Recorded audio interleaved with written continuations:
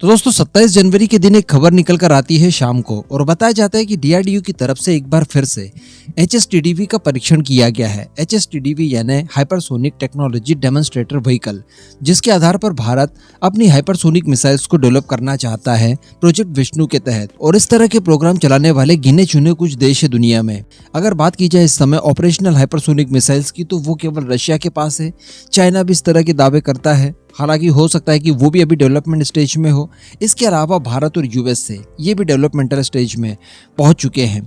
इसके अतिरिक्त दुनिया का कोई भी देश हाइपरसोनिक मिसाइल नहीं रखना सभी चाहते हैं, लेकिन ये हर किसी के बस की बात नहीं है। तो कहने का मतलब आप समझ सकते हैं कि हाइपरसोनिक टेक्नोलॉजी को अर्जित कर लेना यानी कितनी बड़ी बात हो गई। ये काफी ज्यादा क्रूशियल टेक्नोलॉजी है और आने वाले कई दशकों तक ये अनबीटेबल रहेगी। इस वजह से इसका इंपॉर्टेंस बहुत ज्यादा है और सभी देश लगभग इसको लेकर बहुत ज्यादा मेहनत कर रहे हैं। अब भारत का ये तीसरा टेस्ट था और बताया जा रहा था शुरुआत में कि सारी कुछ चीजें सामान्य रही और एक बार फिर से सफल परीक्षण इसको लेकर किया गया है। इसके पहले जब एचएसटीडीवी का टेस्ट हुआ था तो उस समय 6 मैक के आसपास इसने स्पीड दी थी और कुछ किलोमीटर की दूरी इसने कुछ सेकंड्स के अंदर तय करके बताया था और बताया जा रहा था कि यह टेस्ट पूरी तरह से सफल रहा। लेकिन दोस्तों 27 जनवरी का जब टेस्ट हुआ, इसको लेकर कोई भी खबर डीआरडीओ की तरफ से या फिर डिफेंस मिनिस्ट्री की तरफ से या किसी भी अन्य गवर्नमेंट सोर्स की तरफ से नहीं दी गई। यानी इस टेस्ट को लेकर किसी तरह की कोई पुष्टि नहीं की गई। यानी ये टेस्ट जो था ये सफल हुआ या विफल हुआ, इस तरह की कोई पुष्टि नहीं की गई। यहाँ तक कि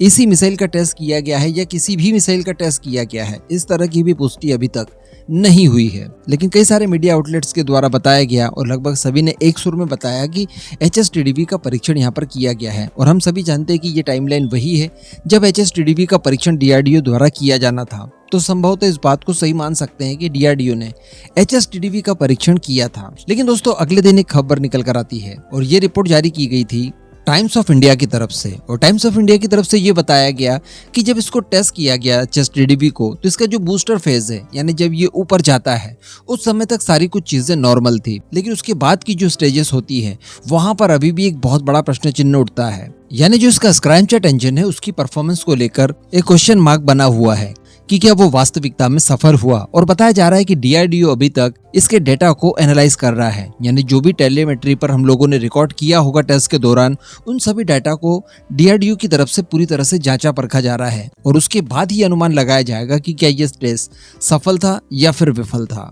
अब दोस्तों जब इस तरह के क्वेश्चन टैग उठा दिए गए हैं इस टेस्ट को लेकर, तो डेफिनेटली इसको लेकर कुछ भ्रामक प्रचार किए जा रहे हैं और बताया जा रहा है कि ये जो एचएसटीडीवी का टेस्ट हुआ था वो सफल नहीं रहा था। क्वेश्चन टैग का सीधा मतलब आप यही निकालेंगे कि शायद एचएसटीडीवी का टेस्ट विफल रहा। जबकि कई एक्सपर्ट्स का ये मानना है कि इस बार जो एचएसटीडीवी का टेस्ट किया गया था उसे वेपन कॉन्फ़िगरेशन के साथ किया गया था। यानी उसे एक पूरी मिसाइल के तौर पर, जिस तरह की मिसाइल एक्चुअल होने वाली है और जो पूरी तरह से विकसित हो जाने के बाद 1000 सेकंड्स तक का ट्रैवल करने के बाद अपने लक्ष्य को मार गिराएगी हाइपरसोनिक स्पीड से, उस कॉन्फ़िगरेशन के साथ इसे टेस्ट किया गया था। और काफी लंबी दूरी इसने तय की, लगभग 100 किलोमीटर के आसपास। तो अब आप किसे सही मान सकते हैं। और मीडिया में इस तरह से भारतीय वेपन्स को लेकर कोई गलत खबर आई हो, ये पहला मौका नहीं है।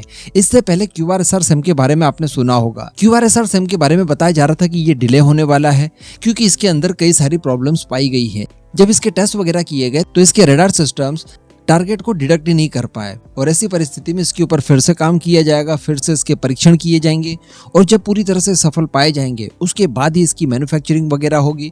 तो कहने का मतलब काफी कुछ इसमें डिले होगा। लेकिन इसके तत्काल बाद एक और खबर निकल कर आती है और फर्स्ट पोस्ट IDRW की रेफरेंस के आधार पर एक रिपोर्ट छापता है और वो बताते हैं कि क्यूआरएसआर सिम को लेकर IDRW को डीआरडीओ के एक सीनियर टेक्निकल ऑफिसर जिनका नाम है महेश साहू, उन्होंने बताया कि क्यूआर सिम पूरी तरह से सक्सेसफुल रहा है और बहुत ही जल्द इसे मास प्रोडक्शन के लिए भेज दिया जाएगा। तो कहने का मतलब मीडिया में खबरें दी गई कि ये फ्लॉप रहा और इसके ऊपर फिर से काम किया जाएगा। लेकिन जब डीआरडीओ के एक्चुअल किसी ऑफिशियल से पूछा गया तो उन्होंने इसे पूरी तरह से सफल बताया और जल्दी इसके मास प्रोडक्शन की बातें कही। तो यहाँ पर हम लोग किसकी खबर को सही माने, किसकी खबर को नहीं, ये अभी भी काफी बड़ा क्वेश्चन है। क्योंकि केवल इस आधार पर हम लोग एचएसटीडीवी के टेस्ट को विफल नहीं मान सकते, क्योंकि अभी तक डीआरडीओ की तरफ से या डिफेंस मिनिस्ट्री की तरफ से कोई भी प्रेस रिलीज जारी नहीं की गई है और इस टेस्ट को लेकर किसी तरह का कोई डेटा अभी तक शेयर नहीं किया गया है। क्योंकि अगर हम लोग इन्हीं बातों के आधार पर ही सब कुछ चीजों का निर्धारण करें तो फिर तो डीआरडीओ या डिफेंस मिनिस्ट्री की तरफ से ये भी नहीं कहा गया है कि एचएसटीडीवी का परीक्षण किया गया है या किसी भी मिसाइल का परीक्षण 27 जनवरी फरवरी को किया गया है, ऐसी बात नहीं बताई गई है। तो अल्टीमेटली इन सब बातों के ऊपर बिलीव तभी किया जाएगा जब DRDO की तरफ से ऑफिशियली कोई ना कोई बयान दिया जाएगा। तब तक के लिए हमें इंतजार करना होगा। बाकी इस पूरे मुद्दे पर आपका जो भी मानना हो नीचे कमेंट करके जरूर बताइएगा।